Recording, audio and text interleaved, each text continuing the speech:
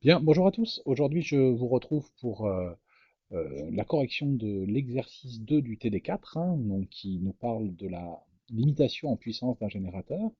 C'est un exercice qui est vraiment très intéressant, très important. Il nous reparle de la notion de rendement d'un générateur et puis de la notion de puissance. Donc voilà, on va y passer un petit moment et moi je vous conseille quand même de bien maîtriser cet exercice. Donc je recense un petit peu les données et puis je lis avec vous l'énoncé. On considère une alimentation de laboratoire qui fournit une tension à vide. Donc une tension à vide, ok, pas de problème, qu'on a pris l'habitude de noter U0 ou éventuellement ETH. Vous vous souvenez que c'est exactement la même chose. Cette tension à vide, elle vaut 5 volts, ok, pas de souci. Et la résistance interne, pareil, voilà, donc R0 ou RTH vaut 50 ohms. Ok, pas de souci. Alors il nous précise dans l'énoncé que le générateur est linéaire. Ça veut dire qu'effectivement, ce générateur, cette batterie, donc je vous refais le fléchage. Donc voilà, cette batterie qui est fléchée en convention générateur est équivalente à son générateur de Thévenin. Et ce générateur de Thévenin est constitué par un générateur de tension parfait en série avec une résistance. Voilà, on est d'accord avec ça. Tant et si bien que le générateur est linéaire, c'est ce qu'ils m'ont dit dans l'énoncé, ça veut dire que la tension aux bornes de ce générateur, U, elle est du type ETH moins RTH fois I. Ou si vous préférez, U égale U0 moins R0 fois I, ça revient exactement à la même chose. Alors on attaque l'exercice, petit 1. Que vaut la puissance? Que vaut la puissance fournie par le générateur? La formule, vous la connaissez, P égale U fois I. J'ai plus qu'à remplacer mon U par son expression, donc ETH moins RTH fois I, le tout fois I, et puis éventuellement développer. Et donc on se retrouve avec un ETH fois I moins RTH fois I carré. Ok, pas de souci. On peut s'arrêter là éventuellement. Et ensuite, effectivement, c'est une fonction, cette puissance est une fonction de I, donc on va pouvoir représenter l'évolution de cette puissance en fonction de I, c'est bien ce qu'on me demande, représenter P de I, pas de problème. Alors voilà P en ordonnée, voilà I en abscisse. Je vais changer de couleur pour représenter cette puissance. Alors déjà, première remarque, quand I vaut 0, bah, ce terme-là est nul, ce terme-là est nul, donc on est bien d'accord que la puissance est nulle. Pas de problème jusqu'ici. Deuxième petite remarque, afin de pouvoir construire proprement cette puissance, et puis éventuellement on pourrait faire euh, une étude polynomiale en calculant la dérivée, c'est peut-être ce qu'on va faire d'ailleurs, mais je sais déjà que ça va avoir une allure parabolique, puisque c'est un polynôme du second degré, et que le a du polynôme, si vous voulez, je vous le réécris dans le bon sens, puisque vous avez plus l'habitude de ça peut-être, P de i, c'est moins RTH fois i carré, plus ETH fois i. Voilà. Pourquoi je vous l'écris comme ça? Pour, euh, pour vous le marquer comme en maths, ce terme-là, euh, dans la série euh, ax carré plus bx plus c, finalement. Voilà le a, voilà le b, et puis il n'y a pas de c. Je crois qu'on est tous d'accord avec ces notations. Alors le a est négatif. Qu'est-ce que ça veut dire si le a est négatif? Ça veut dire que c'est une parabole, et c'est une parabole qui va être tournée dans ce sens-là, en gros. Alors, si vous voulez, j'essaye de la tracer un peu proprement. Voilà. Voilà l'allure de la puissance en fonction de l'évolution de I. Alors, on peut, pour ceux qui ne sont pas convaincus de ce tracé, même si la seule question posée, c'est effectivement de faire le tracé, on peut, euh, on peut éventuellement calculer la dérivée, P' de I. Alors, P' de I, bah, j'ai plus qu'à dériver, ça fait moins 2 fois RTH fois I, moins 2 fois RTH fois I. Si je dérive le moins RTH fois I carré, plus ETH. Et puis, vous connaissez la technique hein, pour savoir un petit peu le sens de variation de ma fonction. Je dois étudier le signe de la dérivée. Autrement dit, quand est-ce que la dérivée s'annule? Alors, quand est-ce que la dérivée s'annule? Ben, quand moins 2 RTH, I plus ETH égale à 0. Donc, sous-entendu, quand I vaut ETH sur 2 RTH. On est d'accord avec ça. Les plus filous d'entre vous auront bien compris que cette valeur particulière du courant, c'est rien d'autre que la valeur de ICC sur 2 ou de I0 sur 2. Hein. Le voyez-vous? Eh bien oui, on vous rappelle, et je vais le remarquer en haut, le I0 ou le ICC ou le courant de Norton, tout ça c'est la même chose. Le IN, c'est quoi ce courant? C'est ETH sur RTH. Donc finalement, si je fais le calcul, je peux faire le calcul hein, de ce courant. Euh, 5 sur 50, ça nous fait un courant de 0,1 ampère. Mais en tout cas, on est bien d'accord que le ICC, le I0, c'est ETH sur RTH. Et donc on se retrouve ici avec un courant qui vaut ICC divisé par 2. Ce courant-là, cette valeur particulière du courant, c'est quand la dérivée s'annule, on est d'accord. Alors si vous voulez, je vous complète avec un petit tableau de variation. Hein. Le courant varie entre 0 et ICC, pas de problème. Et puis, la dérivée s'annule, le P' s'annule pour ICC sur 2. Ok, pas de souci. Voilà. Avant cette valeur-là, eh j'ai qu'à remplacer. Hein. Le P' est positif. Après cette valeur-là, le P' est négatif. Sous-entendu, c'est bien ce qu'on prédisait. Le P, il est croissant d'abord et décroissant ensuite. Et on atteint bien une valeur ici maximale pour un courant égal à ICC sur 2. Donc là, on a ICC sur 2, là, on a 0. Et puis ici, on a notre ICC. Voilà pour cette question 2, alors qui était finalement assez intéressante, assez complète. Hein.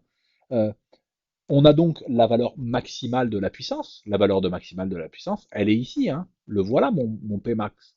Alors le Pmax est atteint pour la valeur du courant égale à ICC sur 2, égale à ETH divisé par 2 RTH. Hein. Cette valeur-là du courant. Donc question 3, hein, pas de souci. Euh, je vais calculer la valeur de Pmax. La valeur de Pmax, on est tous d'accord que c'est la valeur de P pour la valeur particulière du courant égale à ETH sur 2 RTH. On est d'accord avec ça? Donc finalement, si je remplace hein, dans mon équation, dans la fonction P de I, bah, j'ai plus qu'à faire le petit calcul. Donc ça fait un moins RTH fois ETH carré sur... Alors attention, hein, j'ai un I carré, donc un 4 RTH carré au dénominateur, plus ETH, multiplié par I, et I vaut ETH sur 2 RTH. Voilà ma valeur, hein, je crois qu'on est tous d'accord. On va avoir un ETH carré sur 4 RTH, avec un moins devant ici, et puis un ETH carré sur 2 RTH. Ok, il nous reste un ETH carré divisé par un 4 RTH. Voilà ma valeur de la puissance maximale. Alors, l'idée c'est de se dire, ok, quand est-ce qu'effectivement, dans quelles conditions le, le courant délivré par ce générateur vaut bien ICC sur 2. Pour l'instant, la pile était branchée sur rien, elle ne débitait pas de courant. Dans quelles conditions le courant vaudrait bien ICC sur 2? Le courant vaudrait bien ETH sur 2 RTH? Et c'est la question 4. Quelle résistance faut-il brancher à ce moment-là? Ok, alors quelle résistance faut-il brancher pour se retrouver dans cette condition, dans ces conditions d'utilisation? On est d'accord, hein, on est en train de prendre notre générateur et on branche à ces bornes une résistance. Et la résistance, combien elle vaut pour que ça marche? Alors c'est assez facile hein, finalement de trouver la valeur de cette résistance. Hein. Euh, la tension aux bornes de la pile et la tension aux bornes de la résistance, ben, c'est exactement la même. Alors si j'écris la tension aux bornes de la pile, c'est ETH moins RTH fois I, et puis la tension aux bornes de la résistance, c'est RI. Et moi, je sais que les tensions, c'est les mêmes, et je cherche la valeur de R. Donc finalement, je n'ai qu'à isoler le R ici, hein, en égalant les deux tensions. Ok, pas de souci. RI vaut ETH moins RTH fois I. Le I, je sais combien il vaut.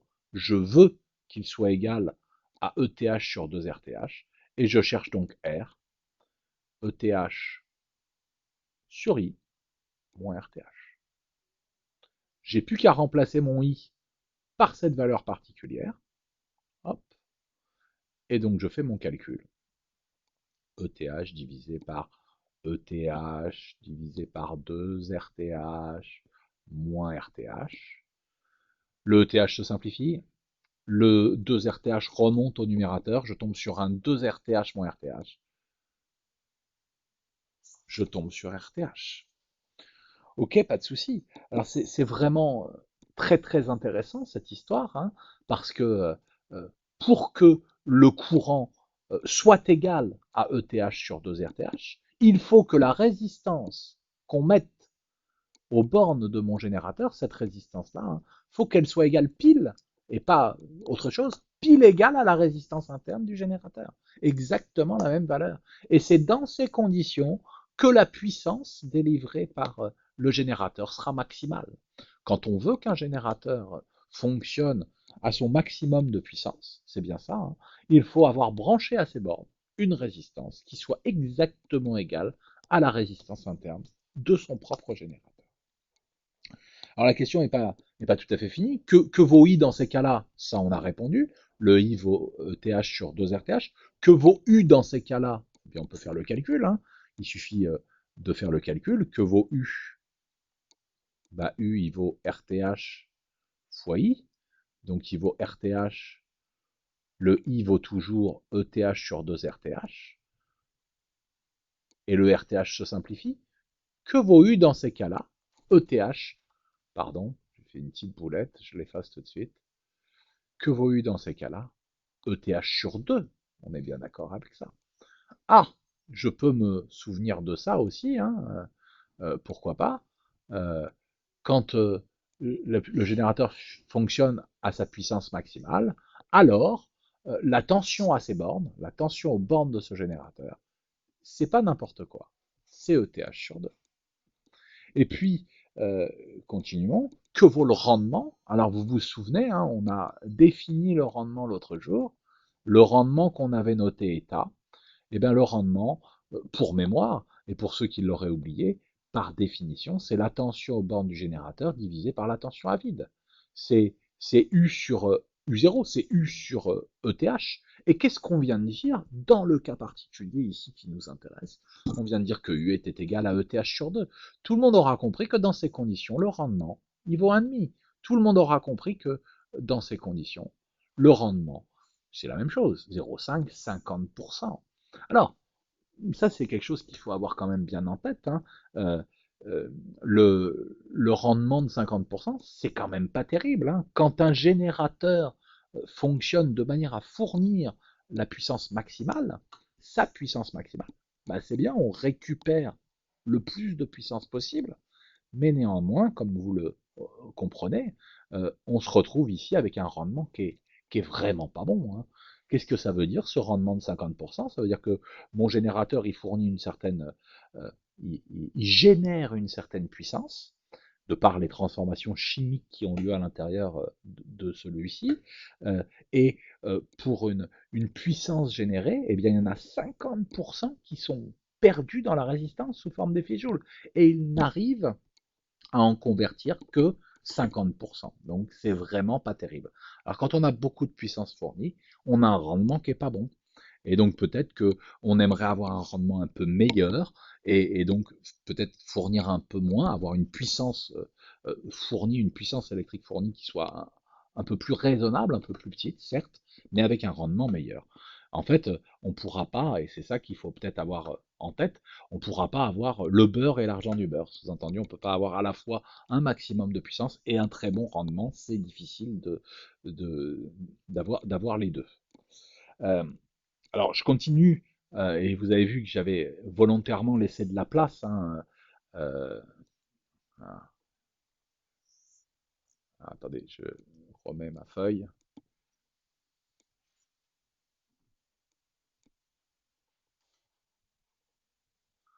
Hop,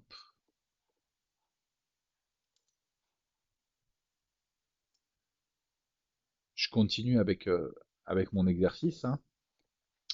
Donc, vous avez vu que j'avais laissé de la place ici du côté gauche pour pour pouvoir tracer les petites courbes qu'on me demande à la question 5, 6 et 7.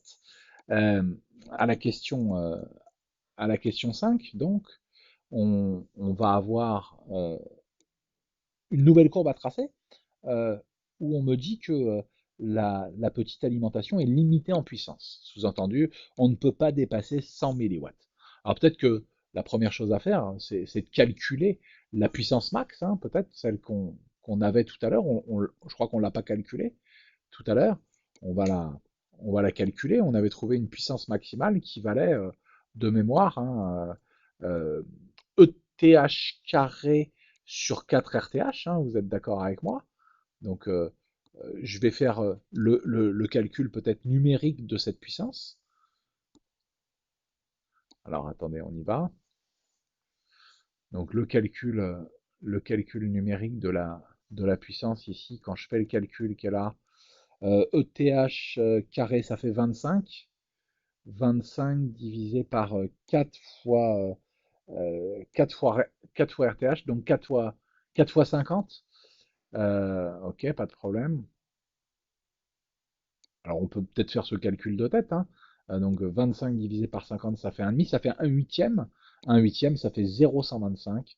0,125, ça nous fait exactement 125, 125 milliwatts.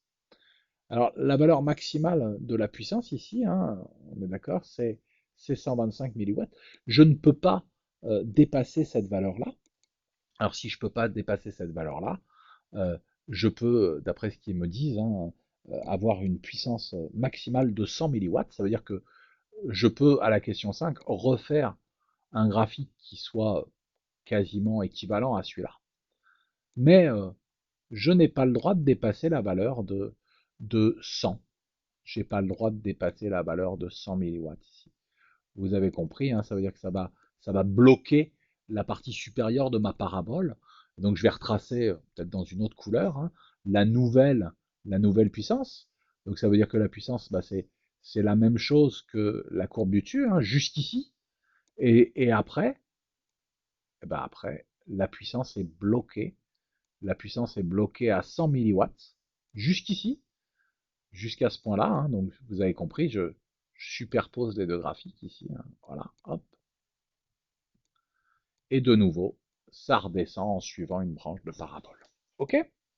Donc ça, c'est pour la question 5.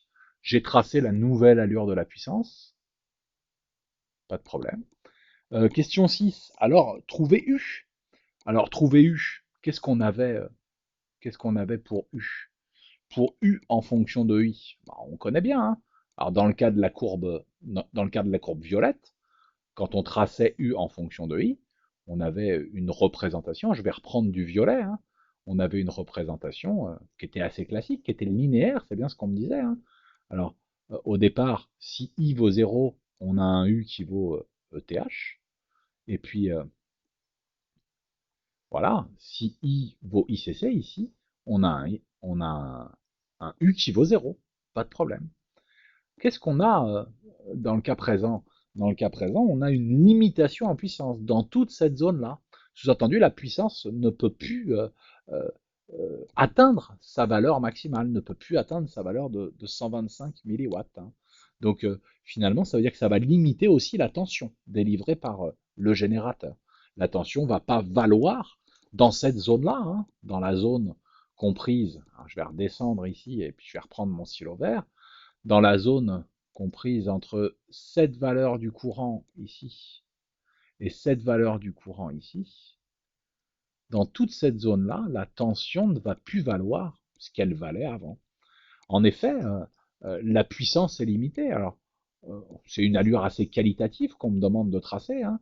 Euh, la puissance, je vous rappelle que c'est U fois I. On est bien d'accord avec ça. Et la puissance, je sais que dans cette zone-là, elle vaut quelque chose qui est constant. Elle vaut, on l'a dit, elle est limitée à 100 milliwatts. Donc finalement, la puissance, elle est limitée à 0,1 watt. Vous êtes d'accord avec moi que I et U sont liés par cette relation-là, hein. 0,1 égale U fois I. Donc finalement, U, si je l'isole, c'est 0,1 sur I. Et si je veux tracer cette courbe dans cette zone ici, alors je reprends mon stylo vert et je trace dans par-dessus le graphique, hein, si vous voulez. Alors, quand la puissance est limitée à 100 milliwatts, ici, pas de problème, c'est une évolution linéaire de la tension en fonction du courant. Pareil ici, mais dans cette zone-là, dans cette zone intermédiaire, le U, c'est 0,1 sur I. Donc 0,1 sur I, tout le monde aura compris que c'est une allure qui est en 1 sur X, donc une allure un peu hyperbolique. Vous avez compris que si je veux tracer l'allure de la tension en fonction de I, ici, je vais avoir un arc d'hyperbole. Et donc, question 7, on me rajoute une condition supplémentaire, et la condition supplémentaire, c'est que ben, finalement, je ne peux pas atteindre les valeurs du courant qui sont proches de ICC, qui sont proches de 0,1 ampères. Je suis limité à 0,085. Alors je vous trace, pour conclure cet exercice un peu animé, un peu vidéo, je vous trace la dernière la dernière courbe à la question 7 et on me demande de tracer U en fonction de I en tenant compte de toutes ces conditions. Et vous aurez compris donc que quand je trace U en fonction de I, en limitant en plus le I à 0,085, on a d'abord une petite branche linéaire, une branche parabolique, de nouveau une petite branche linéaire, et je ne peux pas dépasser 0,085. Je ne peux pas dépasser cette valeur-là. Donc finalement, après, le générateur s'arrête de fonctionner et je n'ai pas la fin de la courbe linéaire, de la portion linéaire. Voilà pour la correction de cet exercice, hein, moi que je vous conseille de retravailler, hein, de re-regarder. Euh, J'espère que c'est un peu clair pour vous. N'hésitez pas à me poser des questions, n'hésitez pas également à regarder la correction qui a été déposée sur Moodle en version papier où les graphiques sont bien tracés pour le coup. Voilà. Et je reste à votre disposition si besoin pour d'éventuelles questions. Je vous souhaite une agréable journée. Au revoir.